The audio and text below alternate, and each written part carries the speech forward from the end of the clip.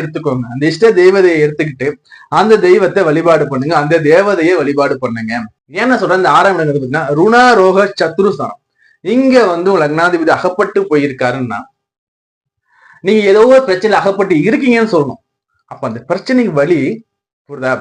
உங்க 6ஆம் பாவகத்துக்கு யார் வந்து காரகத்துவம் வைக்கிறாங்கன்னா அந்த ரீதியான ஒரு தெய்வத்தை வழிபாடு பண்ணலாம், இல்ல உங்களுடைய குலதெய்வத்தை வழிபாடு பண்ணலாம், இல்லைன்னா உங்கள் இஷ்ட தேவதை எதுவோ அந்த இஷ்ட தேவதையை நீங்க வழிபாடு பண்ணலாங்க.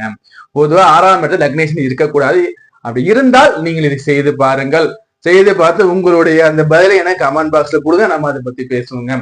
அடுத்தபடியா 7ஆம் இடம், இந்த கலஸ்திர ஸ்தானத்துல வந்து லக்னாதிபதி இருக்காருன்னா நல்லதுங்க, நன்மை.